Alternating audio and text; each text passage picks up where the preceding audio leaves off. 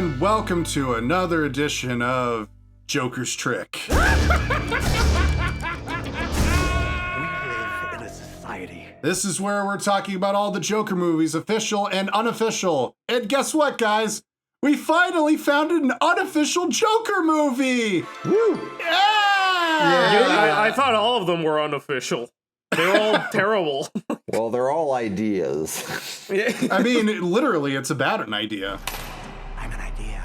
Isn't it funny that the one unofficial Joker movie is like the best Joker movie in the past like 15 years? Whoa, hey, wait. You don't like the wait, I'm doing math. Hold on a second. You are old, my friend. The Dark Knight is that old. Wait, you like this more than the Lego Batman movie? Well, that's not a Joker movie. That's another guy. But we covered it on our podcast. Yes. We just wasted a week. But that was a trick. That was a Joker's trick. This is an actual Joker movie that totally is about the actual Joker, but for legal reasons. It is not about the actual Joker. It's just about some woman. Joker the Harlequin. Yes. Today we're talking about The People's Joke. Cue some like 2000s punk rock. Or like whatever. that song that they use when she turns into the Joker. The like, I talk like a bitch or whatever. Talking like a bitch. Oh, Acting yeah. like a slut. No, wait. I walk like a slut, but I talk like a bitch. Yeah. Guys, I don't know. We're going to talk about this movie. Listeners, Yeah, we're the least appropriate people to talk about this. if you thought the Live and Let Die review was fraught, get ready for Well, the in People's some Joker. ways, we have absolutely no reason to talk about this, but in other ways, this is the perfect movie for us to talk about, especially... Okay, this is always a bad sign. Just look at Live and Let Die. But this is actually good. At least it's not Live and Let Die where it was bad and kind of miserable. Yeah, we have actual kinds words to say about this, and this movie is also very close to our Lord and Savior, and I think 2024 is the year where a man called Doug Walker is redeemed. Yes. Because The People's Joker, Megalopolis, Smiling Friends. Fucking Francis Ford Coppola is imitating him now. Like, he is, fully vindicated. he's on HBO Max. Wait, why is Megalopolis Nostalgia Critic? Because it's also a green screen It just movie. looks like To Boldly Flee.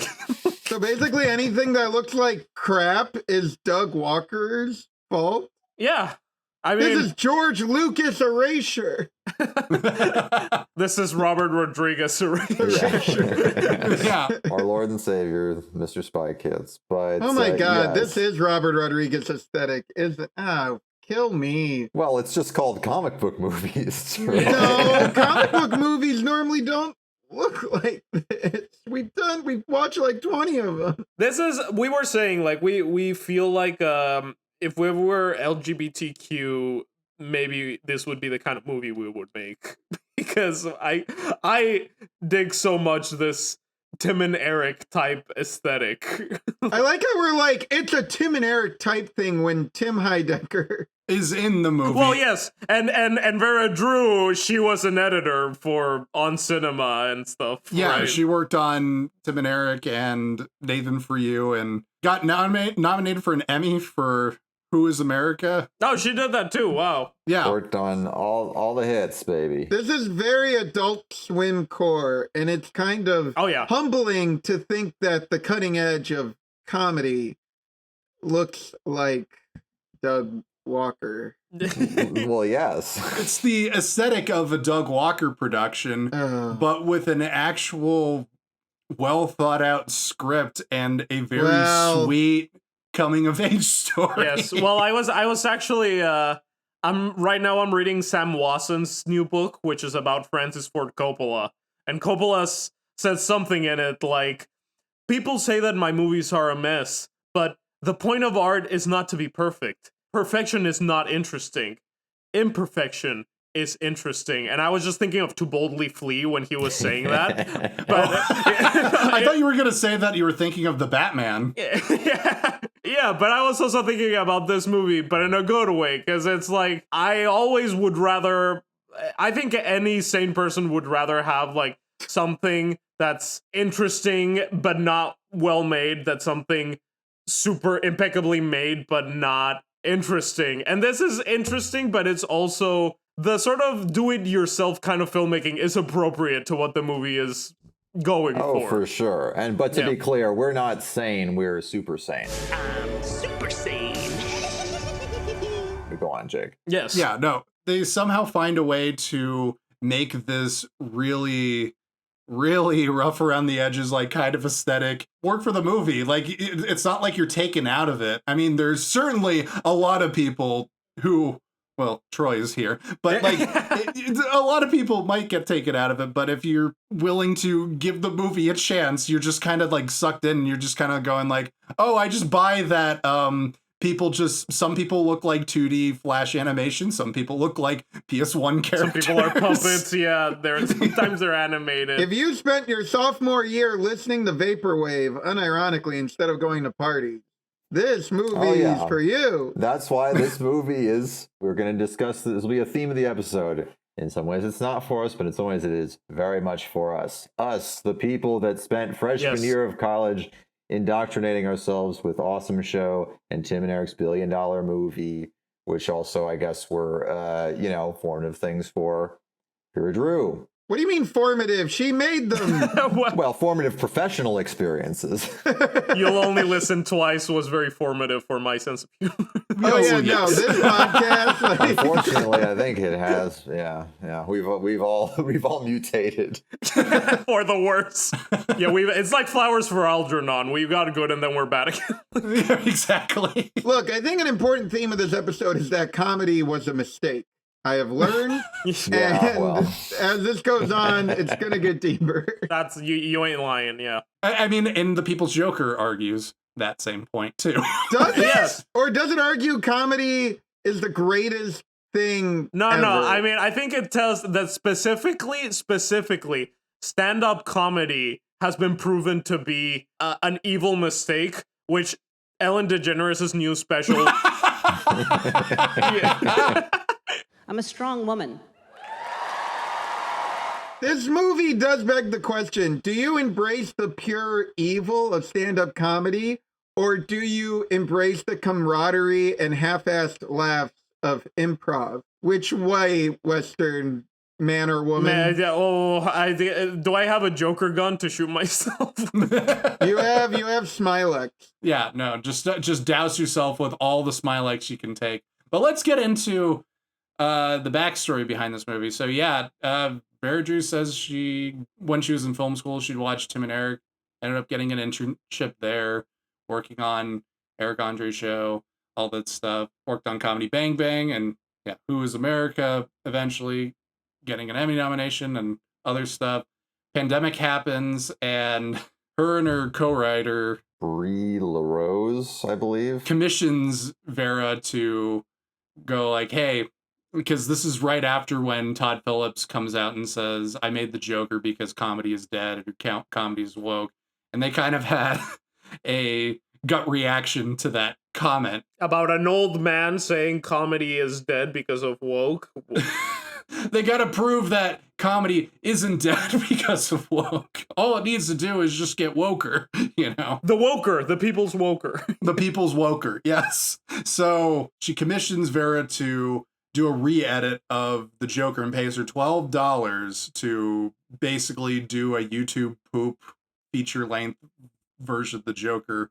And she works on this for 2 weeks, and then it just slowly evolves from going like, oh, maybe we can insert ourselves into the movie, or maybe we can chop in like Batman 66 into this. Oh, we need to have Batman Forever into this. Oh, we need to have Suicide Squad into this. Oh, now it's evolving into what the People's Joker eventually becomes. And at one point, she was talking to deepfake artists to see if they could deep fake actors' faces onto like Joaquin awesome. Phoenix's Joker. That's a case where I support deep fake. Yeah, well, this is around. I mean, this is deep pandemic. It would have been when Trey Parker and Matt Stone did that Trump deep fake. Yeah, sassy justice. Yes, doing creaming in your jeans, calling it justice. Cooking a cream pie in your face. This also begs the question that I think if you watch the movie legally, as we all did, we all paid money to watch it, you get a disclaimer. I actually did this time. I can't believe it. Yeah. I wanted to get the VHS of it. It begs the question. When you're watching it, the movie argues that this is fair use parody, but also it's mainly about Vera Drew's like autobiographical life story. And that's why it's fair use parody. I think there may be a valid question to ask that as it evolved into its own story, if it's still fair use parody, because it's not really making fun of any one specific thing. It makes fun of a bunch of different things, but it is kind of its own original story. I don't know. The connection to the Batman lore in this is very faint. I feel. I can see why she ended up running afoul of lawyers. Troy comes out, he's on WB's side. Yeah, it's like, what are you, a lawyer? What is this? Well, technically, Lindsay Ellis talked about this, right? As we said, this kind of Doug Walker core.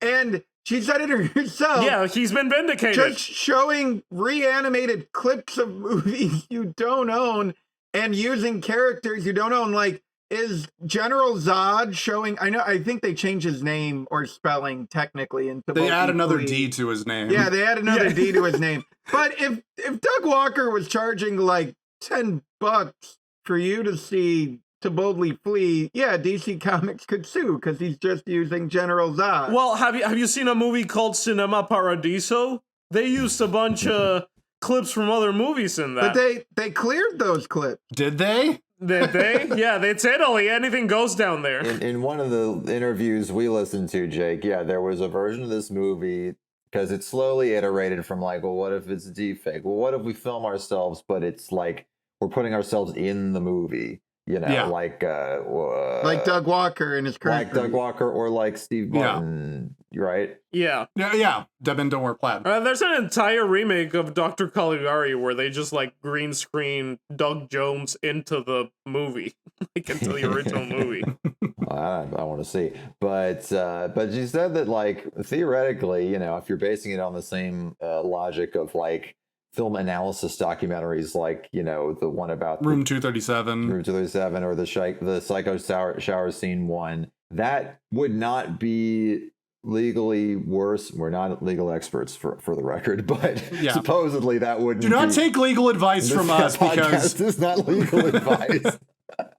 But that theoretically that's not fundamentally different, but I guess that at a certain point they became more and more invested in, and they're like, oh wait, we actually want to write a story. And then I think the real turning point was like, okay, we're going to write something, we're going to schedule this shoot, which was only a few days of shooting, I think basically at the Tim and Eric green screen studio. It was 5 days. 5 days of principal photography. That's commendable. That's commendable. But I guess it was the turning point that I guess that really sealed the deal was like, I think she put out like a call for like, oh, are there people on DeviantArt that want to like contribute? Like that would be fun. It'll be a community project, and got hundreds of submissions. Yeah. And then it was like, oh, okay.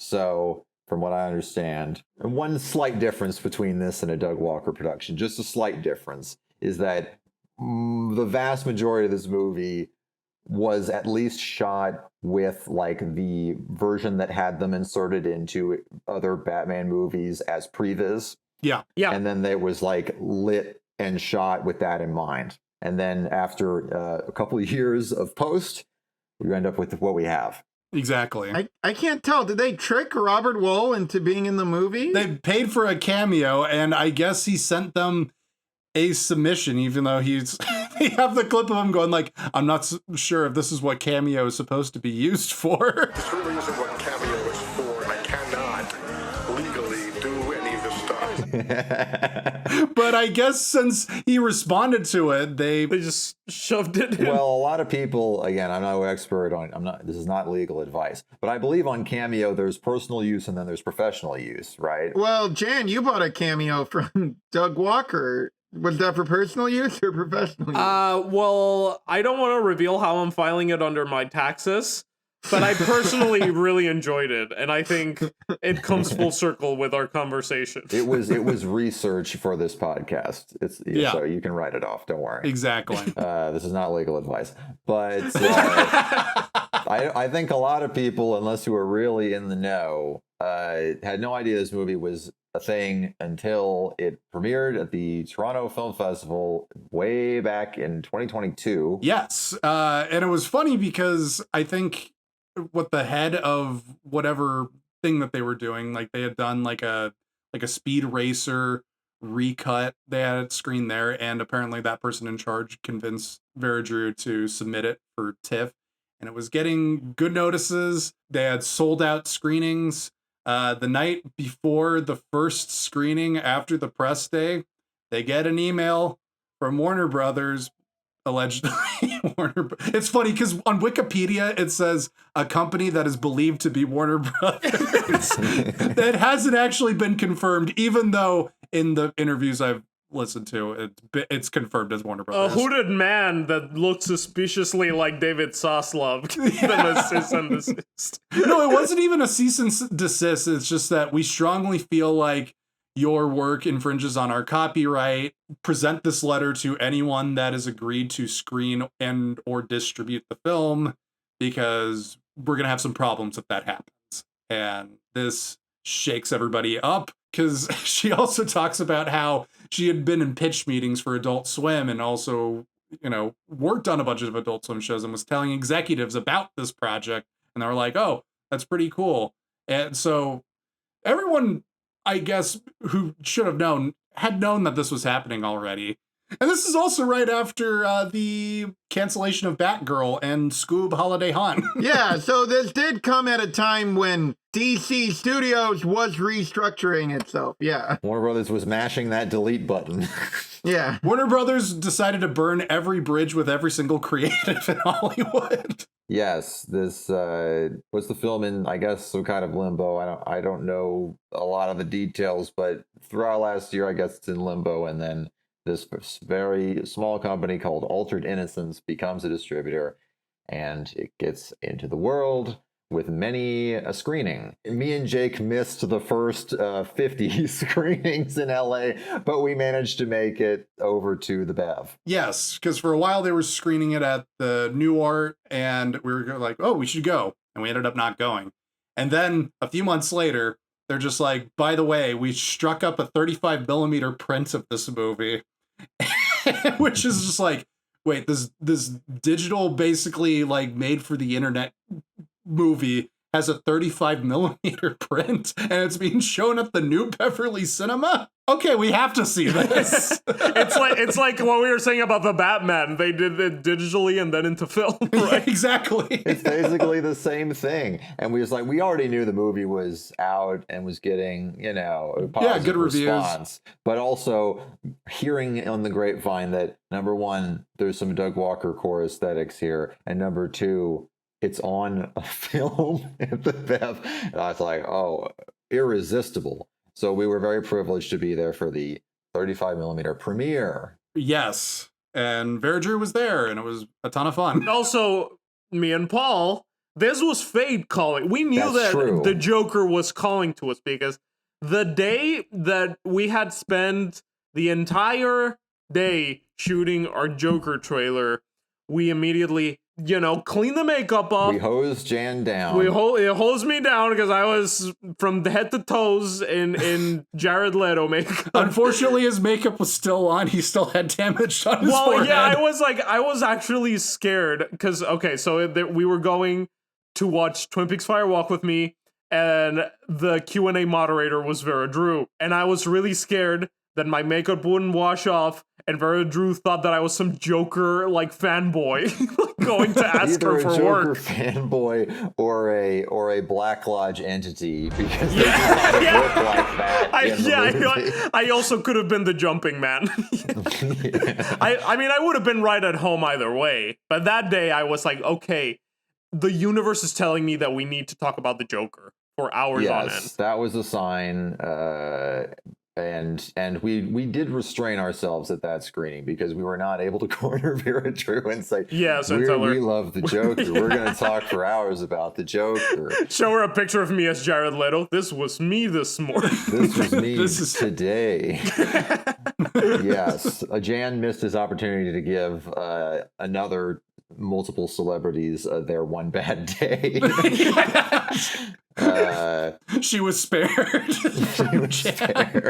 Well, that night Vera Drew just like asked Ray Wise to be in a movie, and Ray Wise was like, sure, I'll do it. So I turned to Paul and I was like, should we ask Ray Wise to be in our podcast? He's just saying yes to everything. Well, everyone's run into Ray Wise. That's just the universal LA experience. Just have him do the dumsy die. Yeah. Oh, mercy dosey. So with all that context, we have this film, shall we? So let's talk about it. So we get immediately TV screen setting up the world of everything, including Perry White, who is Alex Jones, played by Tim Heidecker, who is an animated character. I could not believe that wasn't actually Alex Jones. You know what this movement is really about? The transsexual reptilian agenda. It's incredible. Tim Heidecker's impression of Alex Jones is like impeccable. It's just like, it's amazing. Wait a second. Well, here's also the first problem that I have with this movie. The one reality-breaking cinema sin, if you will. The only one. So I have to ask this question for you. Paul, you might know because you've also seen this movie multiple times. So do people know that Bruce Wayne is Batman? Yes, I think they do. That's the vibe I got. Yeah, because Bruce Wayne is he's on that dating show as Batman, and he also made Batman Forever, and I mean, jumping ahead, social services visited him at one point.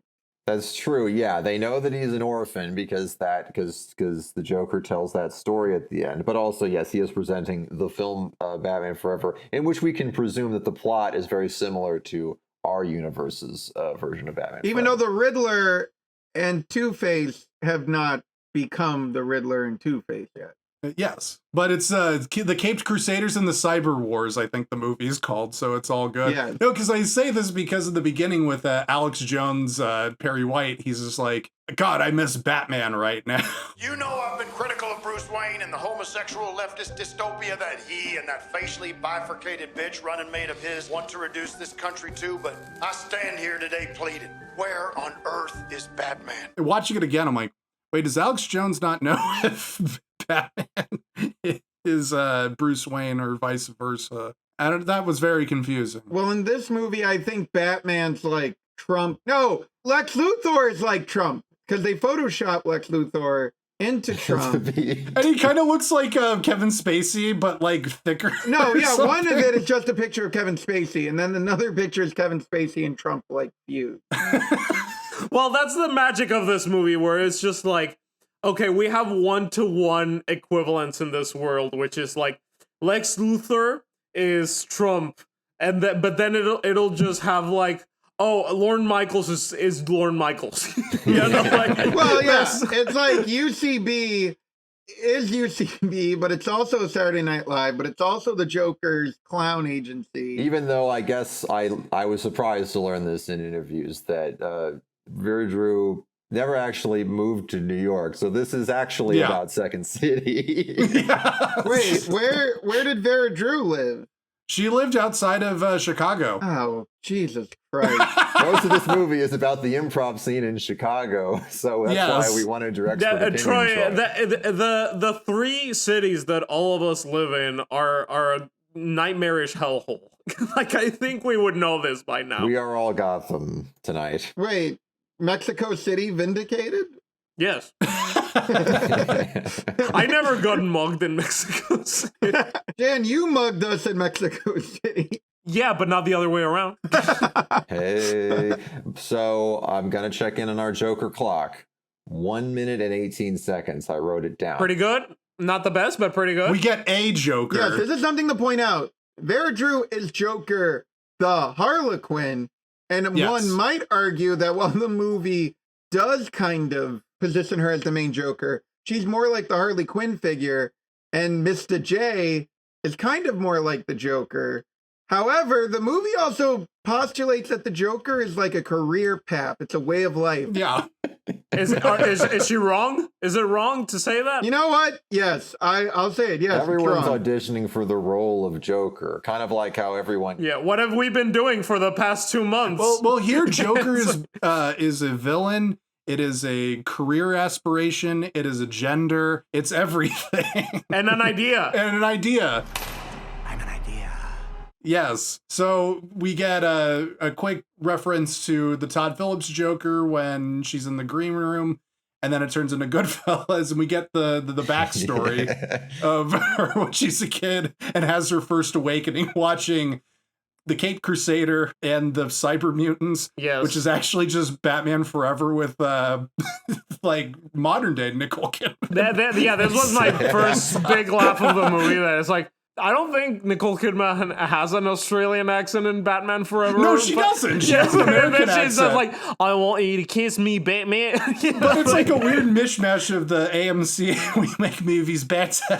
Yeah. And she kind of looks like that rather than in Batman Forever.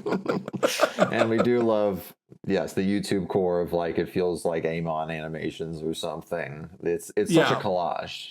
Yeah. And I guess emotionally, this is kind of at least this is again what the disclaimer that is now legally in front of the movie claims is the reason why this is a Batman Joker movie at all is basically the only way for a postmodern baby of the 90s to come to grips with their life and how they've experienced their life and identity is through pop culture trash. Yes. Which is really the postmodern Tim and Eric nostalgia critic idea. I actually wanted to touch on that point because there was another movie from this year. I saw the TV Glow that was, Paul will know, it's also exactly about how pop culture helps you interpret what's going on in there and your own identity and fears and stuff. But the thing that's like, I saw the TV Glow is very much like metaphorical. Like it is about being trans, but it could also be about a lot of other things. And this movie is very direct, and like the first few minutes, she's like, "I'm trans, and this is a trans story, right?" So I was gonna say this movie does not have subtext. It just tells you exactly what it's doing and everything. Yeah, but I kind of like the directness. Well, she's said in interviews, it's like she's like, I felt like I needed to have the context of everything, so I had to narrate everything, which they didn't even figure out how they were going to implement until later into the movie, is that they just shot her on a green screen. They're just like, okay, this is just going to be a one-woman show, tell the story of my life in Joker-fied vision, basically. It's like the vagina monologues, but with the Joker, which is my dream. I think that is kind of an interesting, I think that's part of what gives the movie its heart, is her constant, like, narrating of it. But it also, it's so funny to me that this movie claims to be about, like, anti-comedy, and it's from the anti-comedy scene, and it's supposed to be a parody and stuff, but it's so earnest. Yes. Like, this is like the most earnest thing. This is like reading a diary entry. Well, yeah, I think it has like the directness of like a confessional or something, which really, I think, is what, you know, makes it like accessible, because then it would just be like layers upon layers of like references and visual in jokes, basically, right? The two together, it's like, oh, actually, if you want to get on its wavelength, you can, you know? Yeah. And it does have a little things that like, it does have touches that aren't super direct that reveal themselves in a nice way. Like the one that I'm thinking about is whenever they say her dead name, it's bleeped. Except for the one time it isn't. Exactly. And at first I was like, are they doing like a Kill Bill thing? What is this? And then when Mr. J says the real name, you're like, oh, they're bleeping it because it's like dead naming. And that I thought was kind of clever, you know? Well, it's only like twice in the movie where you hear her dead name, and it's just, it's at that point where it's just supposed to be like an air sucked out of the room kind of moment. Yeah, it hits hard when he says it. You're like, oof. Like, it's worse than if he called her whatever other like mean word, you know? Yeah, exactly. Like you feel it. She also does it again when she has to go back to UCB and she's at the computer screen and she keeps saying her name. Hello, please state your name. Joker the Harlequin. The name you entered, Joanna Kearns to Harley Quinn, not found. Yeah, I love that it's literally just a computer automated like a factory of like, and then you walk in and here's Ra's al Ghul. Ra's al Ghul is the best. Oh, it's incredible. I didn't get Ra's the world's greatest comedian. But first, after seeing Batman Forever, little Joker is riding in the car through the fields of the Midwest. Smallville. Specifically the 1978 Richard Donner version of Smallville. Yeah. Where there's even like, I'm convinced that like the shot of them driving in the desert and the meteor crash is like just an actual pull from the movie. Because it's all grainy and shit. I'm like, it could be. It does have some impressive incorporation. Like, we say that this is Doug Walker core cinema, but there are shots here where like the camera is like doing a 360 thing on the green screen, and I'm like, you would never see this in a Doug Walker movie. Right? No. It's like, Doug does not know how to move the camera. Shots like that require some planning, Yes. But yes, little Joker asks, was I born in the wrong body? And then it's off to Arkham Asylum to get some Smilex. Yeah, from Dr. Crane, who is just an old man. I thought it was Crashmore for a second. Absolute fucking bullshit. Unprofessional bullshit. They give her Smilex. She's now has a permanent smile to make her mom happy because she isn't complaining about being in the wrong body anymore. And we jump forward a little bit when she moves to Chicago. I mean, Gotham. And she joins Second City. UCB, Upright Citizens Brigade. Yes. UCB. But it's the United Clown Bureau. Now it's the United Clown Bureau, and it's also SNL. And it's also comedy. SNL, and it's led by Ra's al Ghul. Well, Ra's al Ghul is the greatest comedian to ever live. Played by David Lee Barr from Tim and Eric Awesome Show. No, that's not a mushroom. It's a penis. And I saw him one time in Hollywood Bowl. I don't think he was even like in the concert. He was just like standing outside of it, like looking confused. And I was like in heaven. Like, did you ruin his day? This one I didn't have the guts to do it because I actually respect this guy. He's a classic Hollywood weirdo, and I love him so much.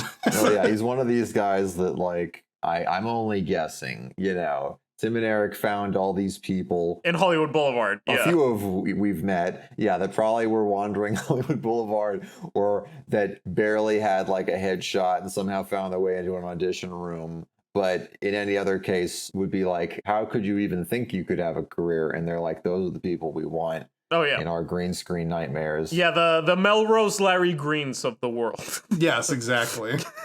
Are you still friends with him on Facebook? No, I couldn't with the Trump shit, man. Every fucking day I had some pro-Trump shit, and I'm like, it's too much even for me. Oh yes, and Vera Drew did say that David Lee Hart, his scenes had to be shot separately, not part of the principal photography, because number one, he does not learn his lines. He goes one at a time. And number two, he needs a lot of naps. Yeah. I love him. But he's the greatest comedian alive, and he's on, I think, Jimmy Fallon with like stock footage of Jimmy Fallon. It's stock footage of Jimmy Fallon on a PS1 character. It's just like, I love the bit where it's just like, sucking the saliva juice. That's a penis. Girls like to saute their boyfriend's penis with boil water from the tongue. He has the clown makeup on, and he also has his own podcast. He does, that's right. And it's the most successful. That I was trying to figure out, like, okay, what's the 101 real world parallel with this character? I was like, is he Cosby? Is he Joe Rogan? He's every comedian that ever was popular, except somehow, despite all his popularity, he's still teaching intro level improv classes. Yes. Well, he's the dream of what can happen if you join UCB Live /SNL /whatever, you know, the possibly shady operation of some improv comedy. Yeah. Well, also, we should also say all comedy is banned after the Cyber Wars. You have to go through UCB to obtain a license to perform comedy. Oh, yeah. This is the dig at Todd Phillips, right? Right. This is when it's like, okay, let's take what 2019 Joker thought it was going for and actually get into, no, what is the problem with comedy in today? You know? Right. You get like your Cyber Wars, which is your COVID / just social media in general just allegory. The internet existing, yeah. Yeah. And she meets up with one of the best characters of the movie, the Penguin. It's mostly fish-based, but catch this, as like a metaphor for larger society. You know, like George Carlin, Lenny Bruce, kind of an aquatic taste. Oh, yeah, he's great. He's definitely a guy who sometimes eats fish. With a pointy nose. Yep. That is sometimes like we were debating what this was. Apparently they shot all the scenes in one day, because in a couple scenes, the nose looks perfectly fine. But then in certain shots, like the makeup or something, it looks like silly putty. Yeah, it looks like silly putty. Like it's wearing off, so the white makeup on the edge of the nose is gone. So you could see that the nose is made out of some translucent material, so it looks like he's wearing a condom on his nose. Yeah, or maybe like the sweat is collecting or something. Yeah, what I adore about this character is that he starts and he's like being gross Danny DeVito penguin, like eating fish and being like, I'm the penguin, whatever. And then like the movie goes on and he has some other scenes where he's just like, Joker, what's going on with you? And he's like a normal guy. He's still doing he has a pointy nose. He's like the most understandable friend that you've ever had in your life. Just like, it's okay if you like dudes, you know? He's like super chill. Can you introduce me as Joker the Harlequin? Yeah, sure, whatever. Yeah. As far as we can tell, like this guy is probably more or less playing himself. Yeah. Yeah. Except with an exaggerated penguin voice. Except as the penguin, yeah. My parents cut me off last year after I changed my major to think pieces. What? Every time when they just cut to a close-up and he just seems like he's completely just like, what the fuck is happening? He's just a normal guy that looks like the penguin and he has a beard. It's like he looks like you, Jake, when we put you in Joker. Yeah, basically, it looks like me. And it's funny because I thought he was a Joker until Me too. calls him a penguin. I'm like, oh, he's the penguin. Okay. No, yeah, to me, it was like when I was seeing him eat the fish, or I was like, oh, he's supposed to be the penguin. Funny thing, I was watching like the Collider interview at TIFF, and he was just like, yeah, when Vera brought me onto this, I thought I would play like Commissioner Gordon or something. And she's like, no, you're a penguin. You look like the fucking penguin. And then he's like, okay. Yeah, and so she meets the penguin, and they're like, we should start our own comedy club, and we can call it Anti-Comedy Club. And that's because that's the one legal loophole where they can get away with performing comedy without a license. Well, you have this whole thing where she also can't do comedy. Like, she only got into UCB because she was a white guy, which, fair. But yeah, like her one joke is about Treblinka and a fake girlfriend she did not have. So we called her Pussy Treblinka, and then we found out Treblinka was one of Hitler's concentration camps. Her Treblinka was a quarter of an inch away from her gas chamber. Is that the punchline? That was literally like all my jokes in my freshman year of college. She penguin's like, so let me give me your material, and she tells a Jan joke. And he's like, maybe you should work on it, but also UCB. I felt so seen. Yeah, don't worry about it. Let's open our own little playhouse. And what did she say? This I forget the line. It killed me. That she was like, it's kind of like half Andy Kaufman. Andy Kaufman with the meta-ness of Woody Allen.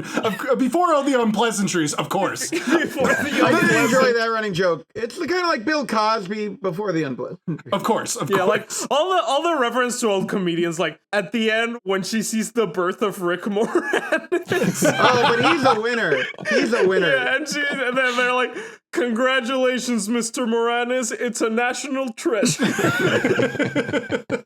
Yes, they open the Red Hood Playhouse. Yes. And invite all the weirdos that are not Jokers. The supervillains. Yes. Who are basically just Batman villains in cheap costumes. Yes. Or they're just like pure CG abominations. Poison Ivy is good, but my absolute favorite design is Clayface. Because the first time you see her, it's like a jump scare. It's just like, well, we have a lady named Clayface here, and then she just like turns around. And it's just like this hideous fucking goob gob gob galab looking thing. But she has like a 50s style cartoon woman's head on her. Yeah, I was thinking of the Gloggle Gob Galab. I was also thinking of PS1 Hagrid. Yes. No, every time she's on screen, I just start laughing hysterically. And you know what's funny is like these characters, the Batman villains, they're like barely on screen, but they're still more memorable. And when they come together at the end to fight Batman, it feels more like cathartic than in Suicide Squad, you know? Like, well, it is oddly similar to the Lego Batman movie where the Joker is like rounding up all the bad guys, but they're all like basically henchmen. They're not unique. They don't have their own little selves anymore. Hey, the Riddle does riddles about balls. Yeah, it's anti-comedy, so they're like, well, we can have a riddle, whatever. You can just do shit. You can just do weird things on stage. Bane just lifts weights for 20 minutes on stage. I mean, once again, this movie taps into a true undercurrent of the Chicago comedy scene, is that, yes, the people in the big schools aren't particularly funny, but the people who are out there going on their own, going against the big schools, also not particularly funny. So basically everywhere you go, improv is just the worst. The road to being funny is a rough one. Yeah. One of the morals of this movie is don't date stand-up comedians, and I'm like, I could have told you that. Like, I'm like, yeah, I think it's funny when comedians are like, don't date comedians, they're egomaniacs. Now back to my life story. When I was 7. Yeah, so then we encounter a certain Mr. J. Yes. Mr. J gets up, gives, I guess, not fully a Jan routine, but just like edgy. Why is Jan routine like code for bad jokes? I think Jan's jokes are often very funny. I'm Jan, and even I get what they're getting at. Yeah, no, it's the edgy leftist humor, I guess, or again, like communist when she's like, when you're in love, even Marxist ramblings sound like poetry to you. I'm like, stop pointing me out. Like, this is literally me. I did appreciate that dig because I am also on the internet in my generation. The Penguin is like, my God, you're in love because this routine is clearly terrible. But then it's interesting that in between this, it becomes, that's when Joker's mom reappears. Now she's gotten into getting drunk and mixing her Smilex and booze. Oh, yeah. So she like passes out and can't make it to her brunch date with her mom. And her dad is never around. Yeah, her dad is at a broadcasting convention. Yeah. I thought when I was watching this movie, I thought her dad was going to be Robert De Niro. And she was going to shoot him. A CGI Robert De Niro would have been That's very what I good. thought we were building towards, but I guess that would have required the protagonist to look bad, so we couldn't And do also, it. like, anyway, Vera can take a Warner Brothers lawsuit. I don't know if anyone can take an angry Robert De Niro coming at you, like, in the street, you know? Joaquin Phoenix did. And he shot him. It did not end well. No. It wasn't a good ending, but yes, this confrontation with her mother, brunch doesn't go well, and it sends her into a a bender of Smilex, I guess, to emerge. Yeah. It's a combination of the Joker and Catwoman from Batman Returns, where we get the classic track, walking like a bitch, acting like a slut. Instantly iconic, yes. Acting like a slut, looking like a bitch. That is a great scene, great reference to the best Batman movie of all time, Batman Returns. Of course. But I wanna touch a little more on this character, Mr. J, because I felt like it was a very wise choice to have just this like insane, unhinged poser who thinks he's really cool and really isn't, to be the Jared Leto version of the Joker. Well, it is interesting that, yes, they don't really go, like, they acknowledge Jack Nicholson, they acknowledge Heath Ledger and all the versions. Oh, yeah. But it is kind of interesting, the core relationship is the two most controversial recent versions of the Joker, where it's the Joaquin Phoenix version of the Joker, where the Joker is this liberated political incel, finally getting attention with mommy issues, dating the Jared Leto version of the Joker, who is like the mean abuser who actually fights Batman. Yes. And it's an odd juxtaposition. It's a use of a fan theory that was very popular when Suicide Squad came out, which was that the Jared Leto Joker was Jason Todd, and he had been so messed up by his experiences that he turned into Mr. J. Yeah, kind of a Return of the Joker deal. Yeah. But obviously, I forget when we find out, but this version is a trans man who used to be Carrie Kelly Robin before he transitioned. And was abused by Batman. And was abused by Batman in very faithful Frank Miller artwork. And this does have some like animated scenes, and sometimes I didn't quite get sometimes why they were. Basically, any scene where it's not two people standing is animated. Like even if they're laying in a bed, it's animated. Yeah, pretty much. I mean, here it felt very justified though, and I do love that. Yeah. I mean, not in this scene specifically, but when Batman is animated, he has like a little mustache that made me smile. Well, it's like, all other times you see Batman, he looks like the Onceler from the Lorax. Yeah. But with like a little mustache. But in the action figure scene, it is an actual Batman action figure just with a mustache. That's like the one little bit of creative license that they try to dance towards that copyright infringement. You can tell that in most of the scenes. I think the biggest thing they've changed to avoid copyright was Batman. Yeah. Because like they call him Batman, but even in the credits, he's Batsy. His Onceler costume. They definitely were the most scared of him. He's the man. Yes. Yes. And it's worth noting also that what kicks off the relationship with Mr. J is once Joker takes on her new form, she gets up on stage and brings out this new routine in which she laughs at tragedy. She laughs at things that aren't funny. The saddest moment in the world routine. Yes. And it's actually funny. Yeah. She just brings Poison Ivy or anyone up on stage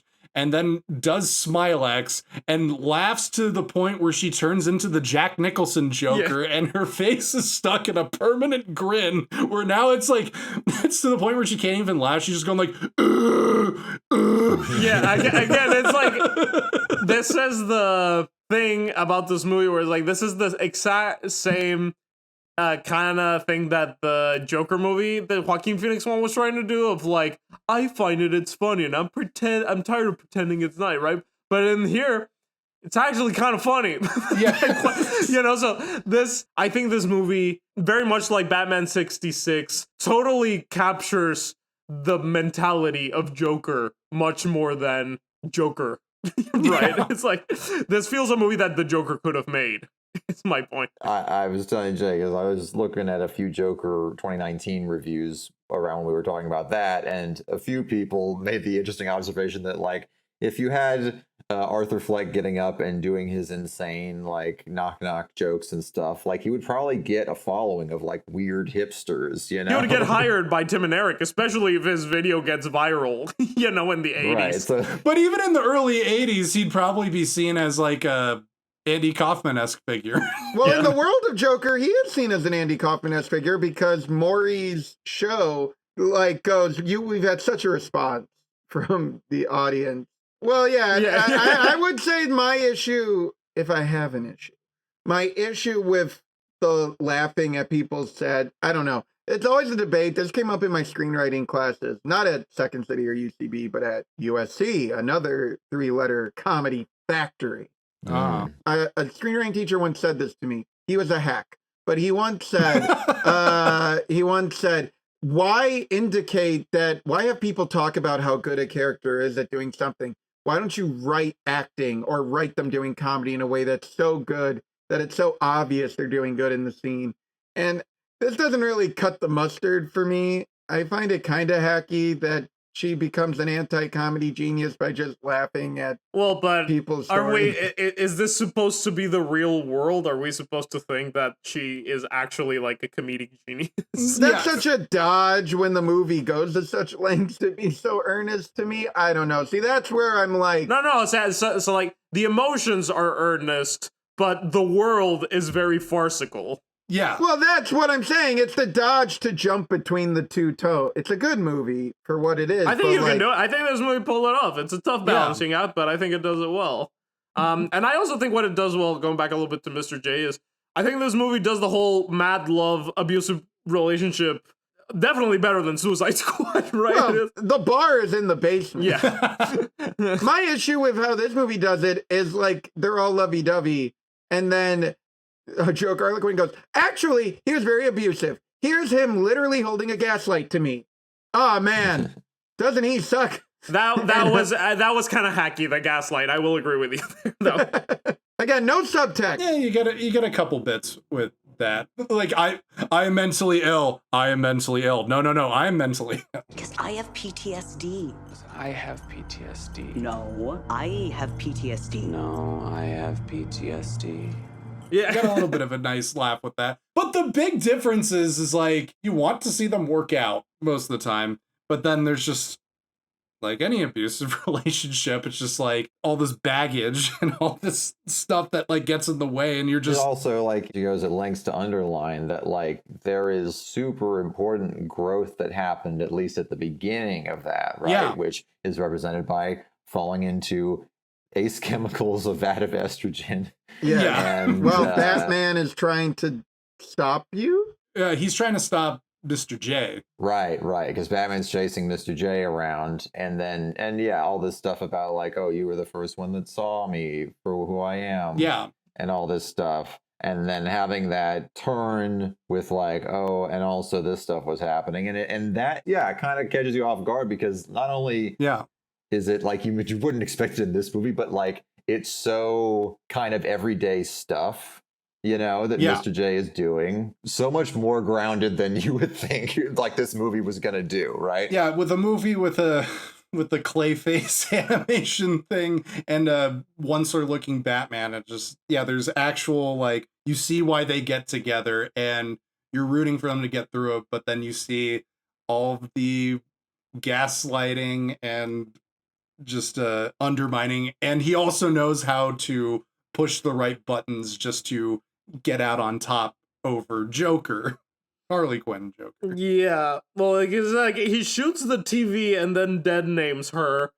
But then is the whole thing about like, oh, but don't be angry at me because I have PTSD. Yeah. And that is like, I mean, I haven't been in a relationship like this, but the ones that I've seen, I'm like, yeah, that's totally what it is, right? It's someone like is an absolute asshole and it's like, oh, but I'm sorry, it wasn't my fault. I just have baggage, you know? Right. and Vera Drew seems to have spoken about this as well, that like particularly in the world of comedy, there's this whole thing about like, oh, everybody's damaged, so we, you know, you put up with a lot more. Yeah, well, no, and also this thing of like, oh, we're both crazy loners, and all we have is each other, so we have to, you know, that whole bullshit. Right. And I love at the end when she's just like, of course I went and I fell in love with a guy that has a damaged tattoo on his head.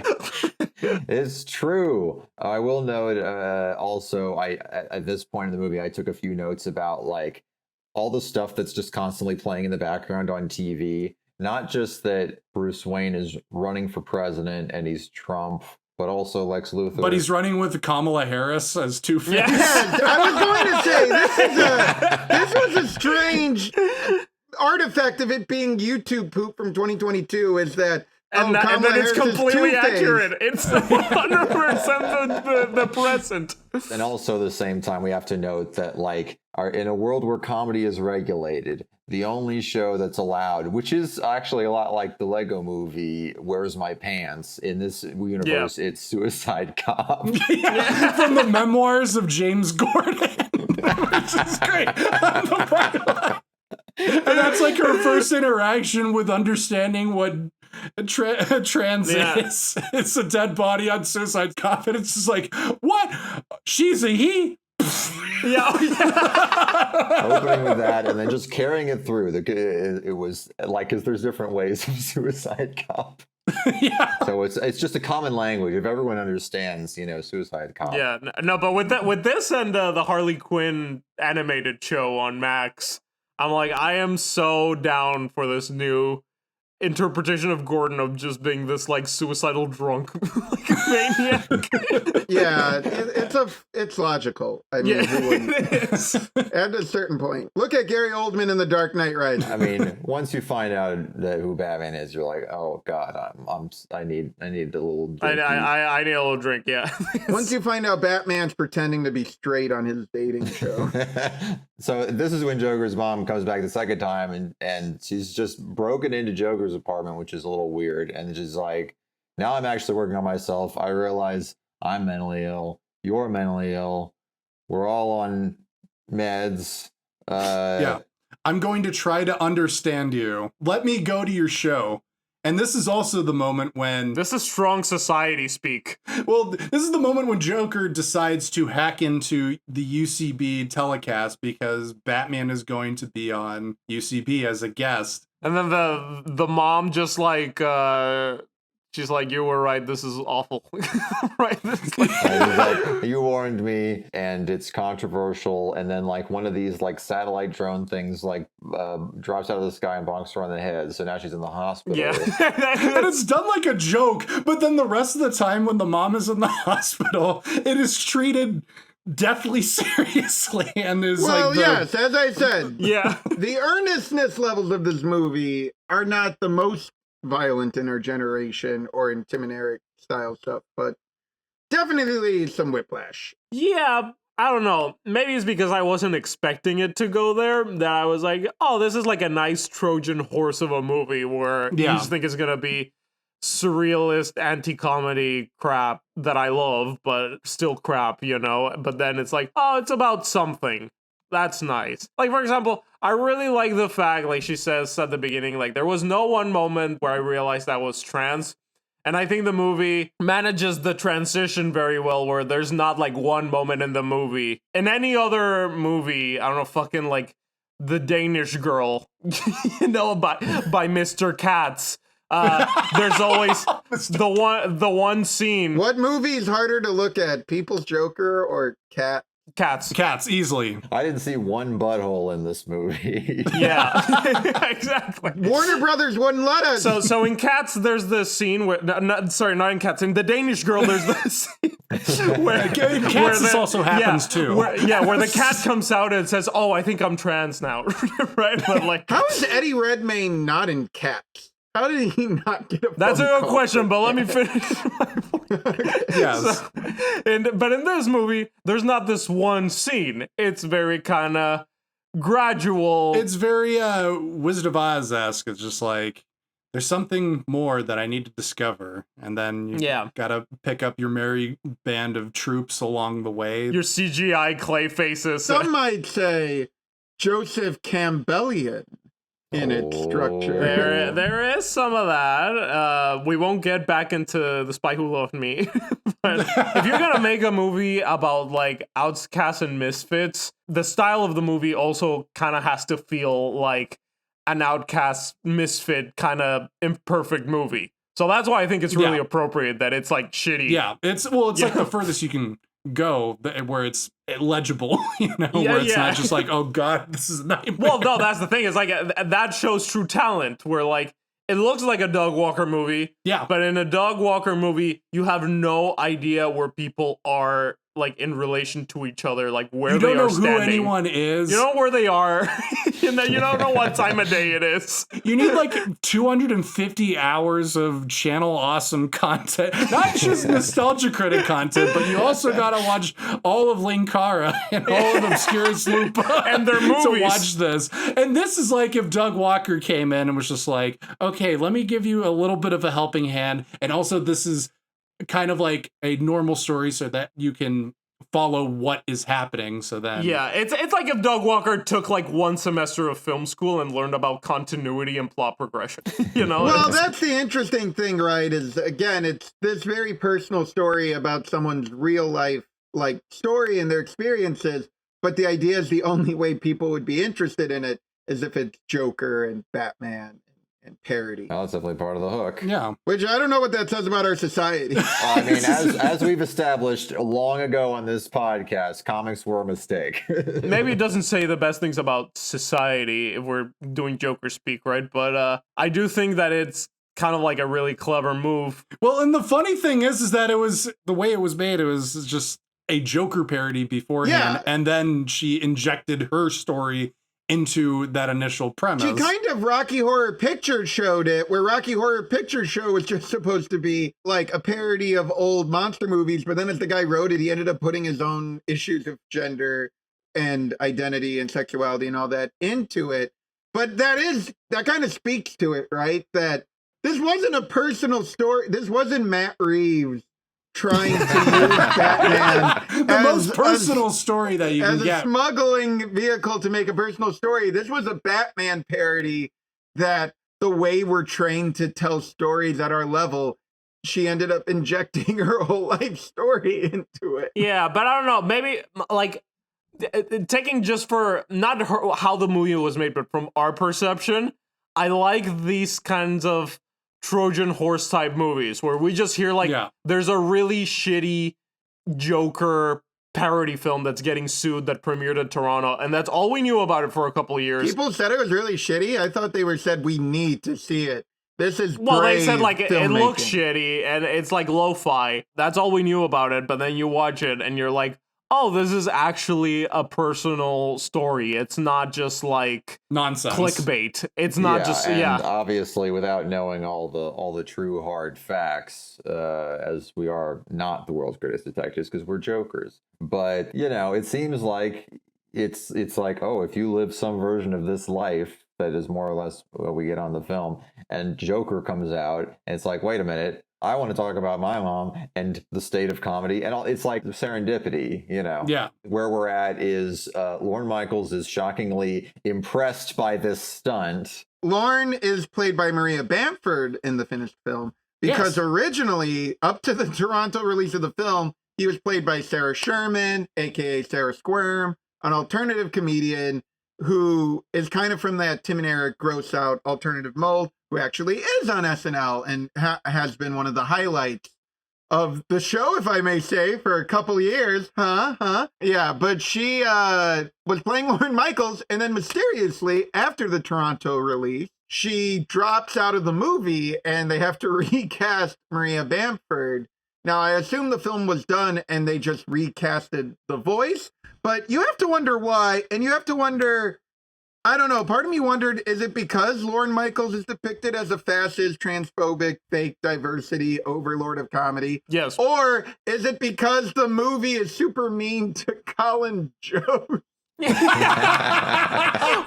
I could not. The biggest fucking laugh for me is just like, when it's like the intro to SNL, and I think Colin Joe and like Michael Che, I think is like Mao Zedong.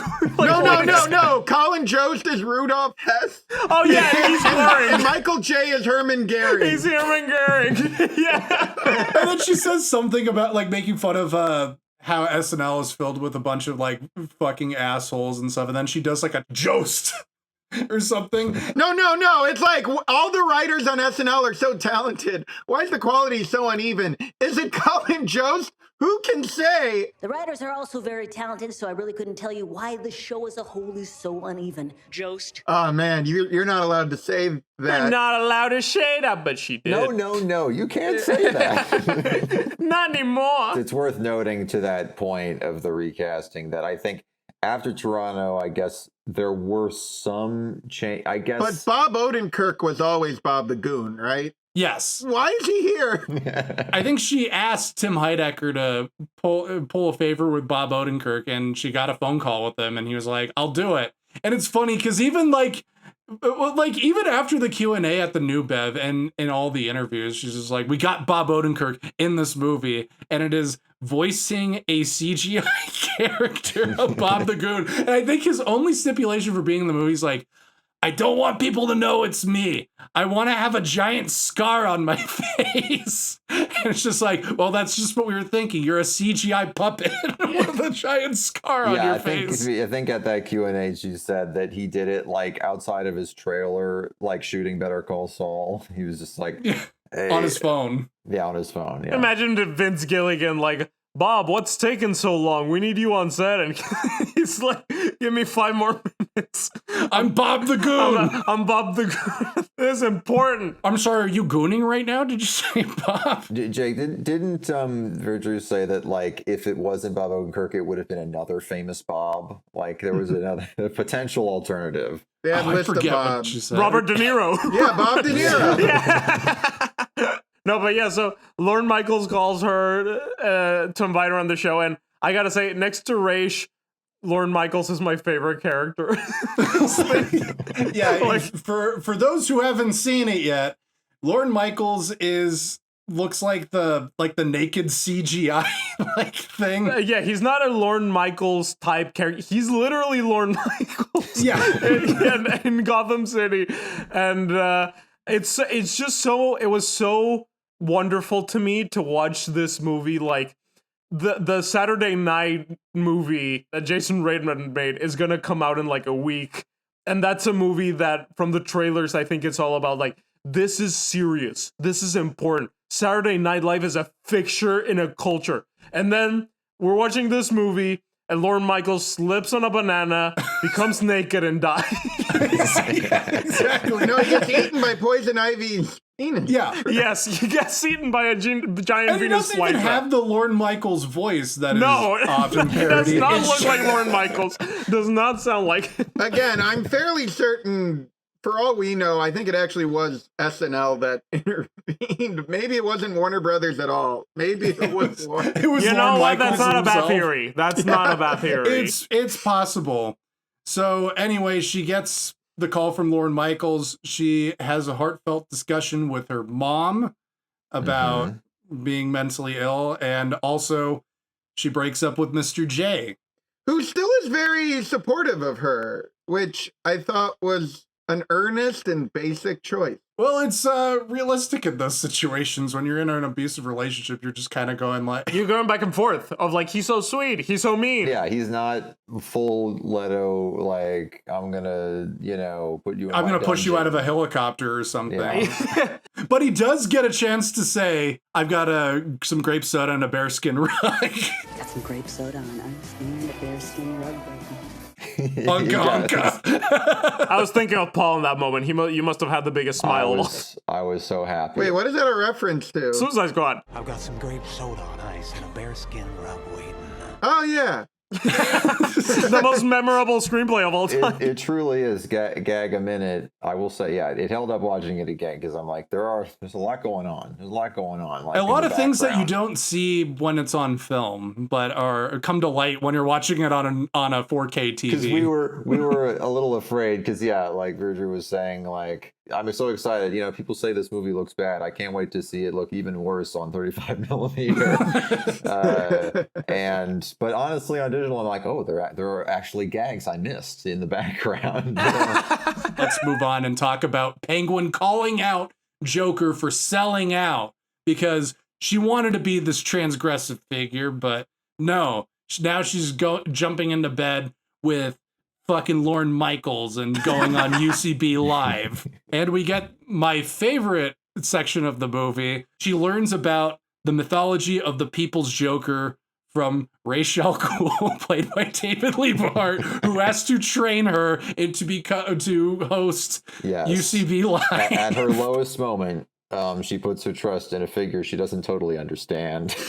And, no one does. And we get the Batman Begins references. And we get animated Batman Begins references. And we also get the plot twist. Oh my God, Bruce Wayne was enrolled in the UCB Live. Was he the best student because he was the worst at comedy? What was he saying here? I had a student who failed Yes and his name was Bruce Wayne, and then he went on to ban comedy because he sucked at it. Which doesn't make sense, because if he's a Chicago improv teacher, all of his students have failed Yes and. Have you seen Chicago Improv? That is a great point that I also feel like is a very clear dig at like a Mr. Todd Phillips, which is like, I feel like it's always like the people that are always like, comedy is dying, you can't make jokes anymore about anything.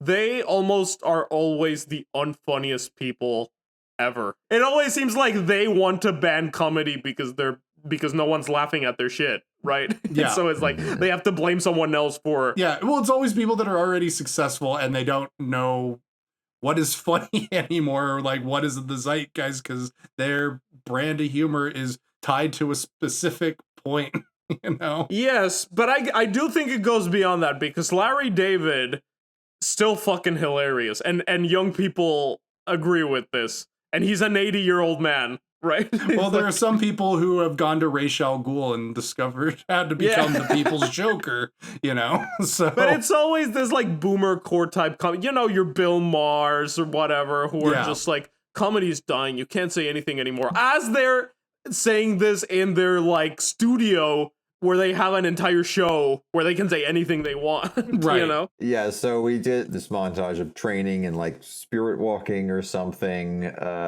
Joker has some kind of reconciliation back at the hospital with her mother. That, and she takes like the smoke, and she has to confront all of her fears and insecurities, where goes up against Dr. Crane, who is now a puppet. Who is a puppet scarecrow. I do think it, again, I'm somewhat critical of the movie for using Batman imagery when it kind of feels like it's not about Batman at all. But I do think the one effective thing is, assuming she does actually come from like a small Midwestern town background, I think the symbol of the scarecrow symbolizing Smallville was actually a very nice touch. And like her fighting her childhood. I thought that was a good visual. Yeah. Yeah, and it turns into the Ralph Bakshi looking running montage. She's having the conversation with her mom, but it's not a real conversation with her mom. It is because she melts from Mr. J to Penguin to finally her mom, and she finally is able to accept herself as herself. And immediately after, Ra's al Ghul brings the bad news that she has to change her act. She can't wear drag. He was full of shit the entire time. No, it's not just that. That's what makes the scene like hit harder. And David Liebhardt, like, actually, like, genuinely kind of brings me to tears at this moment. Where it just Jake smells an Oscar. He's telling her, well, Lorne Michaels says you can't basically do your act. You can't do drugs on stage. You can't go in drag. And she's like, then what the hell do you want me to do? Why would you tell me to do this? Would the People's Joker actually do this? And he has the fucking killer line, I don't think she would. Did I say you need to listen to that message? Yeah, what about the People's Joker? Would he listen? You know what? I think she wouldn't. Because they also say that the People's Joker was a he. And this is the enough advice where it allows her to just say fuck it and do her act. He's like the perfect Yoda for this movie. He's the perfect Obi-Wan.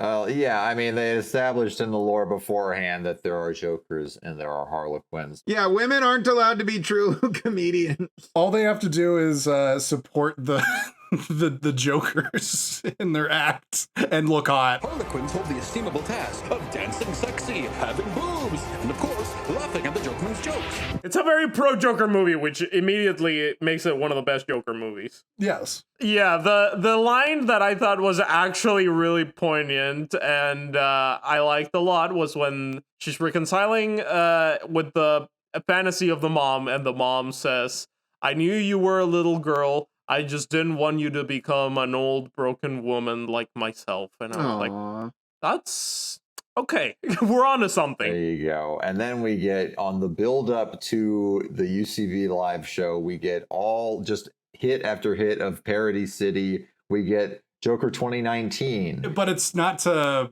the Gary Glitter song. It is to a cover of Party Man by Prince. But now it's Party Woman, Clown Woman, I think. Clown Woman. This really is Doug Walker cinema. It's like so jam-packed with references that it's kind of hard but to I keep can't track. even tell what the references are to. We haven't even talked about Clark Kent and Lois Lane looking like vaguely feminized versions of the Fleischer cartoon. There are jokes like that I'm just like, I don't really get this one. You know, like... It's just so dense. Every frame has so much going on. Like, why is Clark Kent like a news reporter woman? So we go from our Joker parody into our Suicide Squad parody because she's like, I can't get there on time all of a sudden. I spent too long dancing. And not only that, Batman is chasing her to well, put a yeah, stop it's the to exact this. same gag as the 2019 Joker, which you guys said didn't work in the 2019 Joker. But it works better here. Bullshit, it's the exact same gag. Gotta talk about the Suicide Squad reference. Oh, yeah. And it's also the ending to their relationship where they're finally hashing it out and fighting about all the problems that Mr. J gaslighting Joker. But Batman is punching in because he wants to stop Joker from hosting UCB Live because he was supposed to host it, goddammit. And he's driving his PS1 car. This scene I actually think is too similar to the Suicide Squad scene. Or they do even like the same edits where it's just it's like fading and then like Pudding, I can't swim. Well, again, that's the thing with this movie is everything it's parodying is the exact same thing. It's not commenting on the work. It's just duplicating it. So it's like, is that legally kosher? I don't know about that. I think the comedy is not coming from like jokes that they add. It's just the fact that it's shitty. It's kind of like when they remake Raiders of the Lost Ark with like Legos or in a backyard. Well, or that's something. exactly it. But you wouldn't charge people $10 to watch the Lego Raiders of the Lost Ark. Some people did. Some people charged money. And I'm sure Steven Spielberg gave him a very long phone call. Yeah. Yeah, but here's the thing, Troy. I don't really care about the legality or if the creators are offended. Like, you know what I mean? No, I'm not talking about the legality, but again, it's something, again, when you call something art, it does raise it to a higher standard of like, well, what did you actually do here? And you're like, what did Epic Movie do with the Chronicles of Narnia? That's what I thought. This is Epic Movie level stuff. Oh my God. Those are harsh words. Jesus. I know. I like this movie. If you're listening, and maybe you are, You're just like this it movie. fails as a parody. It's just copying the thing. It's comparable to Epic Movie. I like it though. It just begs the question of what is postmodern cinema? What is the end goal of Doug Walker, Tim and Eric cinema? If just a copy of a copy. I mean, what about the Lego Batman? That does it too, yeah. This is building on a franchise where you see people just do the same scenes over and over again with tiny variations, and the only difference is this was unlicensed, right? Well, yeah. There's an argument there. Okay, so this raises an interesting point. Where when you do the same thing over and over again with tiny variations, each time there is a new artistic point of view presented. Like if we go back to the Renaissance, people painted the crucifix. Oh my God. Jesus Christ. Christ. Now People we're turning painted into the a fucking crucifixion of ContraPoints Jesus essay. Christ many times. And every time you get a new artist interpretation. Okay, in philosophy this, tube, calm down. That in many ways the parody is just kind of doing what Warner Brothers already does with Batman. In which case, can you even parody Batman legally? if Batman has become a parody of himself. This isn't the Joker and the Batman. This is a metaphor for this woman's journey through transitioning to a trans woman. You're making Jake cry for this woman's transition. He's getting emotional. He's getting squeakier by the minute, Troy. This is the wokest I've ever seen, Jake. This is the woman's transition. Again, I would argue the movie is strongest when it's about the personal journey, and I guess I would argue the Doug Walkeriness of just recreating recent movies maybe is where the movie, I have reservations about that. But then we get to the animated sequence where it becomes an action scene, but we don't have the money to actually shoot it like an action scene, and we don't want to film Batman for real, so we're going to animate the entire sequence. And the first time I saw this at the New Bev, I laughed out loud because the very first note of the animated sequence, the music in the background, is from the Batman Forever video game. Just like the... I also wrote that down. I was wondering if I was going to be the only one to mention that. That made me laugh, yeah. When I first heard it, I just started laughing hysterically, and then I was like, wait, I'm the only one laughing. Well, that's the thing with these type of like reference overload movies is that there's so many that there's some stuff that I like, one person is bound to get this, you know, like it's like there's one person bound to be like, But yeah, apparently this was the scene that was, you know, like the longest in production because it's like pretty nice looking animation. It's an actual like action sequence. Yeah, and it goes on for a bit, and it's like all the villains converging on the church tower from '89. Actually, a parody of the episode of Batman the Animated Series where Bruce Wayne fights Batman in Perchance to Dream. Oh yeah, that's right. Then there's that reference too, and that's again one of these things that fans of that particular episode of that particular show will be like, you know, Leo DiCaprio thing. I would argue this scene constitutes a case of changing it a little bit to comment on what's going on. So in this time it's not Bruce Wayne and Batman. This is Joker and Batman, so that makes it okay. Well, it's still that sense of duality of self because we've kind of reformatted Joker to be the hero of the story, right? Yeah. So, and Batman, well, I guess Batman is still Batman in this case. I guess he's a rapist. I guess in this allegory for the scene from Batman the Animated Series, Batman does indeed symbolize Batman. For our viewers at home, Troy just did a fake holding a cigarette pose. I am not even joking. He's going into full Edward Murrow mode for some reason. All the villains come together to defeat Batman, and it's kind Joker of awesome. Killed him. Yeah. Oh, we get a Catwoman doing a Frank Miller dig for making Selena Kyle a sex worker. Batman knows Catwoman? I went on one lousy date. He's going around telling people I'm a sex worker. Not that there's anything wrong with sex work. It's just girls can be cat burglars, Frank Miller. Oh, was that what that was? Yeah. Now we get to the big moment. Pretty much taken from the Joker movie, and these last 15 minutes are so wonderfully insane that I was like, okay, Todd Phillips wishes, you know? Yeah, like, wishes he had this much, this amount of ideas and exactly. And creativity. Wait, what does the Joker do? So their version of like ruining the broadcast is like putting Smilex into the studio? But instead of killing the entire audience, she starts inhaling it so much that her ass and tits get so big that she explodes. It was very weird watching this back to back with the Substance. The Substance. Yeah, it was just like after watching The Substance. Like I watched that back to back, and I'm like, oh, they both blew up. These are movies literally made for me. But no, what the Smilex was set up in the studio by Lorne Michaels to rig the show with an artificially laughing audience. Yeah. And the People's Joker shows up and she does her routine, but she does it by telling the story of Bruce Wayne while howling laughing. His parents well, getting at the shot, same right? time, she's also giving her big spiel on the ills of society. She has her werewolf and go wild speech, but it's actually constructive and kind of right. Her version, in 2019 Joker, we get like, no one's civil anymore, you'd walk right over me. I'm not political, you're political, I'm just trying to make people laugh. And this movie's equivalent of it is this rant about how all of our politicians are comedians and all of our comedians are like moral philosophers.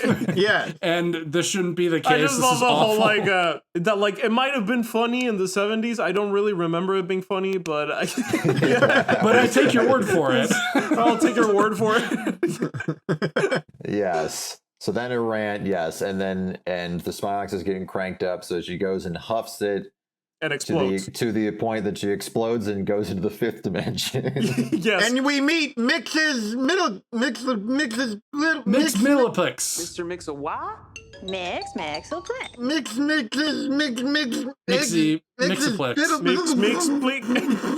Oh no, the Smilex got to...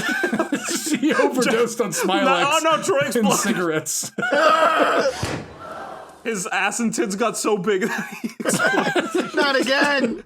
This is Die Another Day all over again. Yeah, that's last thing with the puppet taking her through like a bunch of weird shit, like the birth of Rick Moranis and stuff. Wonderful, and, wonderful Marlon stuff. Brando and Richard Pryor fucking. Oh yeah, they're Richard Pryor. Oh, another Richard Pryor reference is that one of the coders that hack into UCB, I think, what is it, Mad Hatter, and it's Gus Gorman, played by Richard Pryor in Superman 3. And he's also a CGI like puppet. They're just like, don't worry, we have our best crack team on it, including Gus Gorman. And you're just like, oh, that's Richard Pryor from Superman 3. It's funny because it's a poorly rendered reference. Yes. Yes, it is. It's hilarious. CGI puppets are just funny, Troy. Why can't you just accept it? I don't like CGI puppets. Wait, you don't like what's the name Gwimbly? from Tim and Eric? Well, there's Gwimbly from Smiling Friends, and then there's the one Gumby? from Tim and Eric, Gumby. Grum. Hi, Mr. Tennis. Thanks for having me. Are you saying you don't like cats? Yeah. No, I did not. But it's hilarious. It's very, very funny. Fun fact, listeners, Jake and Jan gave Cats 5 stars on Letterboxd. Because we watched it pissed drunk and we laughed our asses off. I've only seen that movie Pissed Drunk. I've seen it 5 times. and only in 1 week. Yes, and Mixoplex. They sing a song. I love that puppet design, by the way. James Gunn should use that puppet design for a Superman movie. Yeah, it's a fun looking puppet, and they grant all the wishes. They turn Arkham into the home for trans youth or something. No, trans clown youth. Yeah. All right, can I say this, by the way? Like, every single person you know in stand-up and improv, it feels like 1 out of 5 of them are going to have a clown phase. And oh my God, are they stuck up about their freaking clown phase? They're like, well, you don't get it. I've studied clowning, and I'm like, man, shut up. Is this a thing that happens, Troy? Comedy is okay, but clown is more difficult. Yeah, I was going to say they went to Paris to study clown. Yeah, they went to study with Philippe. This movie would have elevated right up to 5 stars if it had Philippe the clown. Oh my God. And a CGI Hillary Clinton. If it had been made like a year later, it would have probably. Yeah. Well, and then he inhales all the Smilex and his tits explode. Comedy is okay, but clown is more difficult. and makes asks Joker, what is your wish? And Joker has just one wish. It did remind me a little bit of Pee-wee in his Christmas special. The Joker wishes for just one happy memory with her mother, which is, as a child, them in the car singing along to The Joker. The Joker. This is a very nice scene. It's genuinely heartwarming. Payoff, baby. And it also plays on the TV in the mother's hospital, so she gets to experience the memory too. And we all smile. But also, they need a new Batman. Back when, fighting real crime. Used to be the Penguin, now it's back with time. Oh yeah, the post-credit scenes are great, yeah. Well, and this is set up beforehand because the Penguin reveals that he wanted to become a cop and not a comedian because he wanted to help people. Oh, that is true, yeah. So then Joker gives Penguin the gift of becoming Batman. But he's not Batman, he's Bat-Gwyn. Yeah, and he just goes, Penguin. He has a whole montage in the middle of the credits. It's me, Penguin. Maybe Troy is right. Like, maybe like Rick and Morty has rotted my brain to the point where like, if I see a character just saying his name to the camera, I just hysterically start laughing. I'm a penguin and a Batman, Joker. I'm Batman. I'm Penguin Batman. I'm Batman. That's why like I like the new Norm when he's just like, I'm the old Norm. I like normal beer. Please tell me we're getting a check for saying the new Norm. It's good. Please tell me there's something. Everyone, go watch the new Norm. It'll be the best 3 minutes of your life. Elon Musk is gonna gift us with a brand new Cybertruck. And a flamethrower for mentioning the new Norm. Oh boy. He'll send us to Mars. We'll be the first on ones. But yeah, then we get the cameo by fucking Robert Wool. Where he's like being really nice and he's just like, go for it. I think it's a great idea.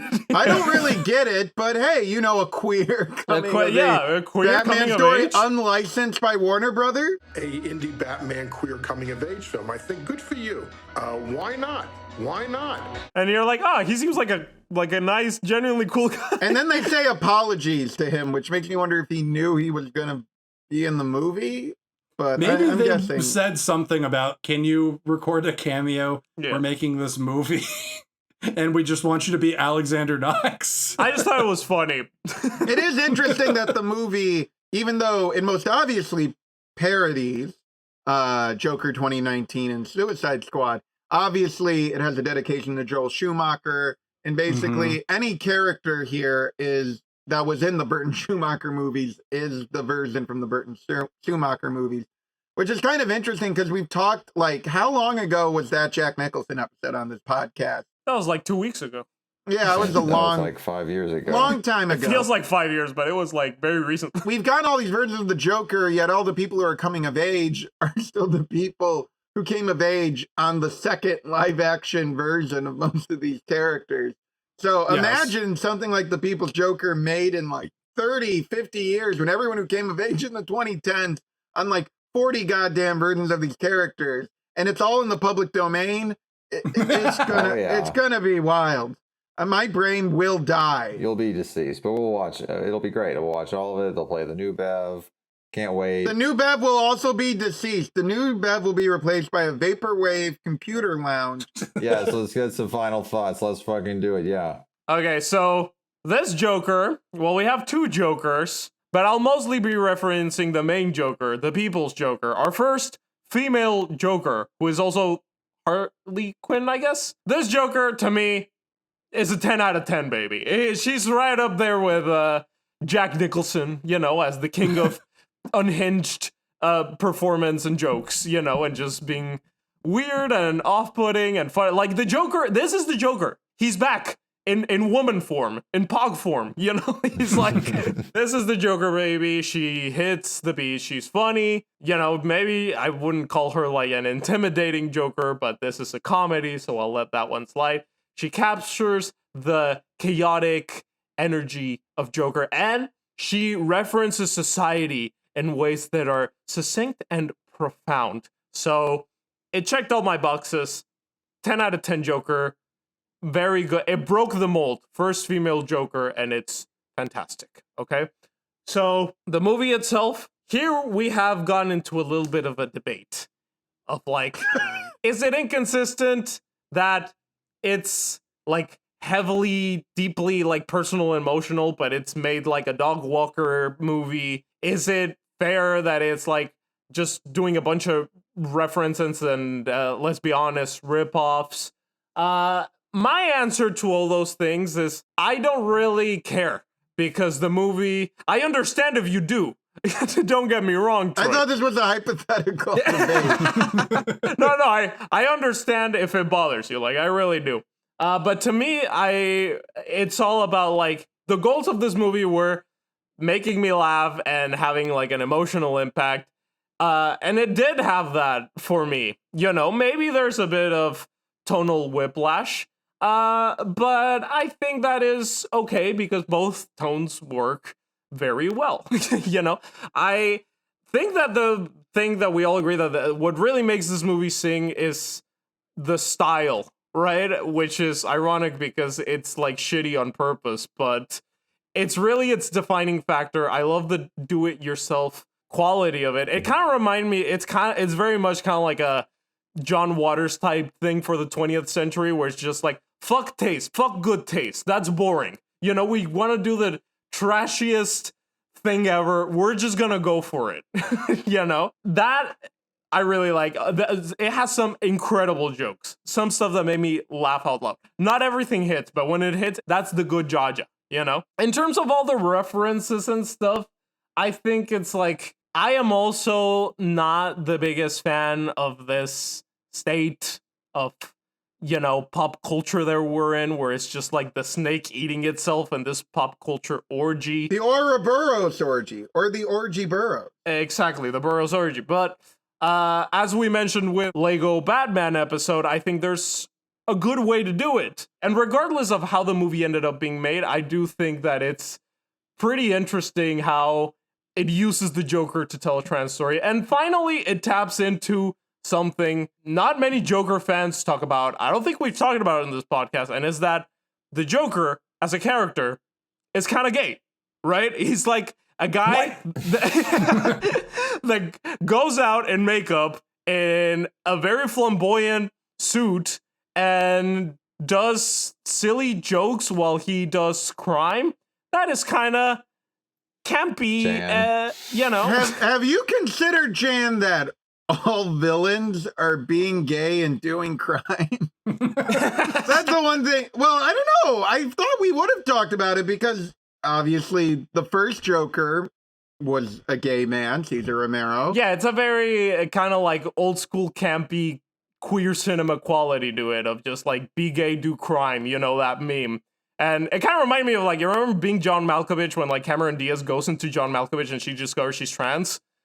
And to me, it was like, it's kind of like that, but it's like, when she starts becoming the Joker, that's the perfect, like, way for her to, like, be, like, finally fully embrace herself by wearing this outfit. So, I don't know, I feel like it does all the things that the Joker, the Todd Phillips Joker movie wanted to do way better than that. This is the best Joker movie we've got in a while. It feels like we're inside Joker's mind. It feels like Joker made it. Not everything lands. There is stuff that I was a bit more refined. I wish it was like 10, 15-ish minutes shorter. At least it's not 3 hours like To Boldly Flee, but I really enjoyed it. I'm gonna give it a 7.5 out of 10, and I will closely be watching Vera's career with great attention, as Chief Palpatine says. Well, the sequel to this is already going to be Freddy Krueger is going to fight. Oh yeah, we Joker. did get a sequel tease. Oh yeah, I did get excited by that tease. It's gotten me more excited than any Marvel post-credits, I'll say that, you know? This is definitely the strongest character arc we've ever had in a Joker. If you want a movie where Joker is your hero, and you get to know all about the Joker's evolution, this is your movie. Similar to Lego Batman, you kind of have to deal with how some of these things end up making the Joker a little less jokery. But even compared to Galifianakis, this Joker is high up on the power ranking because this Joker is actually the lead, and this Joker does get to do some twisted shit. Definitely holds its own there. So even if I'm being harsh, digging it for maybe a few missed opportunities with lore and all the whatnot, it is at least an 8 out of 10. I don't know, maybe even a 9 on the Joker scale. The film, kind of like Jan said, this is a movie that truly took the concept of Joker and ran with it. In 2019, we had a movie that was aiming at a lot of big ideas with some mixed results. This, comparatively, at least in terms of its themes and its point of view, feels pretty locked in, pretty, dare I say, focused. It's a little Doug Walker, it's a little John Waters, it's a little Lord and Miller. Maybe not as comedically sharp as Lego Batman, but it's definitely holding its own on a story level because it's about something real. In several of our past episodes, we talked about how this comic book mythology is pretty malleable, and people have twisted it into all different kinds of shapes with different points of view, making movies that are about different things. But when you take it past a certain point, it can start to feel strained, and you start to wonder at a certain point, why are you even making a movie about these characters? This movie, for me, gets around that because it's not about a big ideology. It's not about like a theoretical idea of what these characters could or should be. It's about a lived experience and how we use these characters to make sense of it and how they actually intersect with our lives. And I think in doing that, it ends up making the case for the vitality of this material more than almost any other movie we've covered. And inevitably we will reach the the nightmare unguarded IP phase where all the universes collide into each other on Tubi to our heart's content. Give it 20 more years and it'll be a big soup of humanity, kind of like Evangelion. Yeah, we'll all be liquefied into a mass of Tubi content. Joker Genesis, the People's Joker. Everything is going to be a Superman, Batman, Mickey Mouse, Winnie the Pooh horror film. It's going to be fucking great. Yes. Shark Exorcist starring Mickey and Batman. Well, yeah, it is interesting how like every Joker thing now feels like a public domain thing. Pretty much. But even the official ones are like Jared Leto and Joaquin Phoenix. They don't feel like the Joker. They feel like some random person's like, what if the Joker was fucked up? You know? Well, because we're making so much Joker content that like you can't really do the definitive version on a character anymore because we got to have more content. That's right. So your number. Oh, right. I'm going to give it an 8 right now. Very nice. Yeah. As for Joker the Harley Quinn, this movie's Joker might not be a criminal mastermind, but we all know that improv is the most evil thing ever, as we've discussed at length. That is true. Entirety of this episode. So yeah, I would call bullshit on it being like better than Jack Nicholson. I didn't say better. I said on par. I don't know if I'd go that far, but it's still a 9 out of 10 Joker. Anyway, so the movie itself, yeah, growing up over the years, this is the logical endpoint for all the Doug Walker, Tim and Eric, Robot Chicken, Adult Swim-esque things. It's just like, all right, these are funny in like small bursts, but when we get a TEMSAT, anything over a 20-minute runtime, we get To Boldly Flee, or we get Suburban Nights, where everything is... Which is better than... Both movies are better than Suicide Squad. Well, yeah. Everything is dependent on inside jokes and a knowledge of specific pop cultural things. Here is interesting because this does require knowledge of specific pop cultural things. It is very inside jokey, but they know how to craft a basic structure of a movie around all these things. And also it helps that this is the personal story of this woman transitioning, and it helps that she narrates the entire thing. It provides a nice framework to get other people involved. And if you get it past the rough around the edges texture of this movie, there is something funny and sweet and heartfelt underneath. I give this movie a 3.5 out of 5. It's pretty good. Oh, my turn. All right. So we got to look at this in terms of... Anyway, so we're going to end the show. Bye! Yeah. So we got to look at this in terms of its Jokerness and in terms of it as cinema. In terms of Jokerness, I say this with love. 0 out of 10 for its Joker. This isn't really the Joker. This is Vera Drew. And as the movie points out, everyone's a Joker in this movie. The idea of the Joker has been pushed to its stretching point. And that's fine, by the way. It's an unofficial, unlicensed movie about a deeply personal journey. I did not go into this expecting to see a full version of the Joker or an accurate version of Batman or any of that. I'm not expecting that from this movie. That this movie does not accomplish it is not a knock on the movie.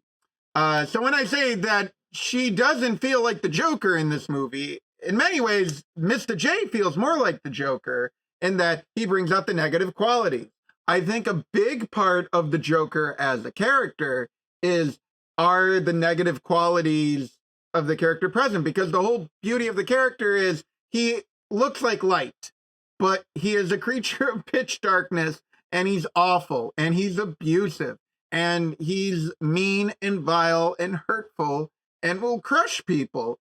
And while we've seen him over the years warp, well, not really over the years, in the last 15 years, warp into this weird symbol of coolness and anarchy presented, to actually see the Joker as just a hero with a not very funny stand-up act.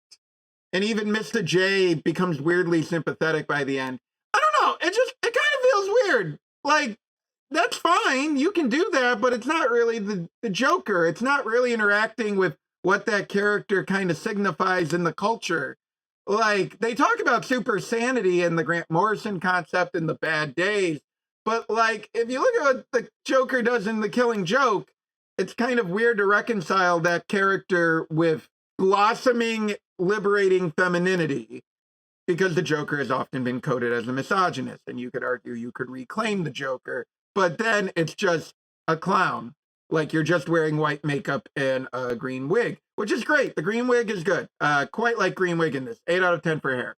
But yeah, it isn't the character, and I almost feel bad talking about the movie in a Joker phrase because it's not what it's trying to do.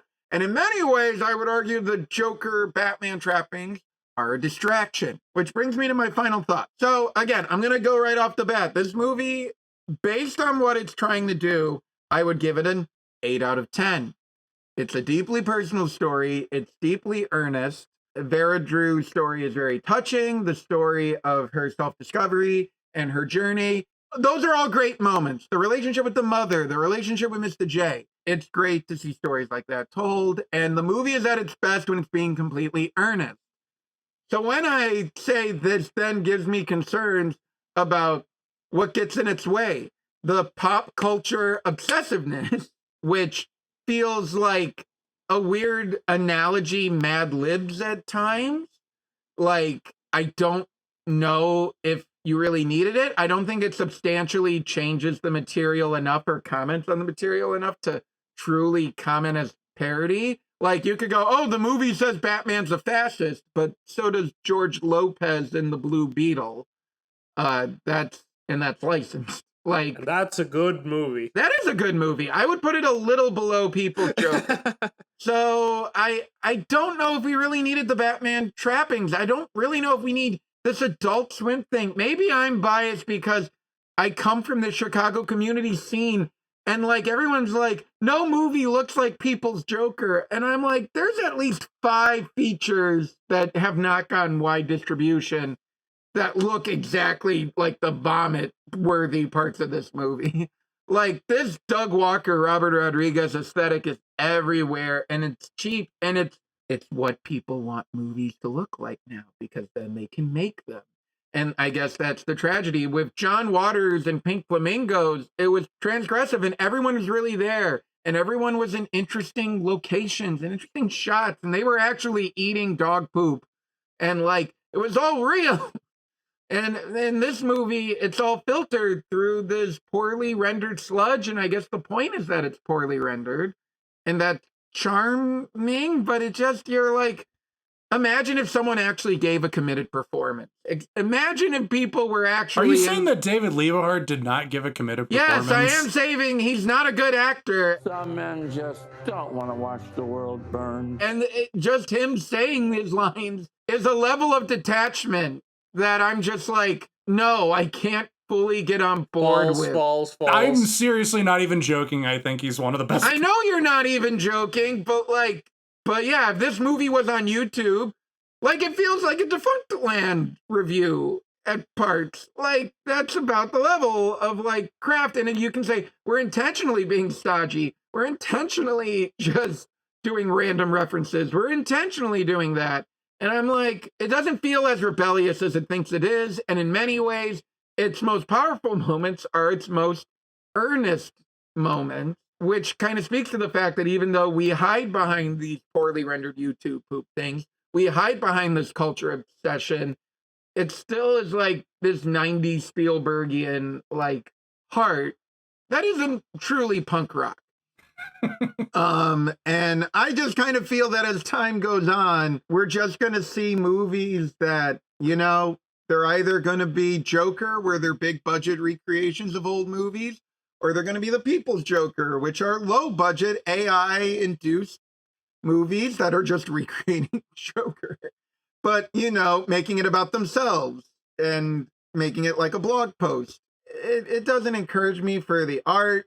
I will say that maybe watching this movie after The Substance was not a great idea because The Substance was a very good-looking movie, and I'm like, wait, we used to have this. Actual locations, color, set design. But The Substance is also just a remake of The Nutty Professor. Well, The Substance is a punk rock movie that has more expensive, weird-looking CGI. But it looks real, and I'm sucked into it. I don't have to observe everything at a distance, and I don't have to be like, haha, they didn't fully render Ivy. It looks bad. Now Ivy is just recounting the Joel Schumacher origin for Poison Ivy. Yay! Oh my God! So The Substance has got you you're finished with meta storytelling now. You're finished with cheering for the shittiest Joker to meet the shittiest Batman because at least they're together. You know? Yeah. Wait, was I ever on board with the shittiest Batman to meet the shittiest? Yes. Yeah, you said that on Suicide Squad. I said it was nice to have. I still give that movie 2 stars. Like, that doesn't make it art. It's nice it exists. I don't like it. So this movie's the opposite. You don't like it exists, but you like it. No. I like that it exists. I just don't like that it's executed artistically. In the same way, I like that the movie Green Fire, starring Stuart Granger and Grace Kelly, exists. It's executed poorly. But, hey, you made something, and I like that People's Joker exists. I like that most movies exist, except for Wizard So-So.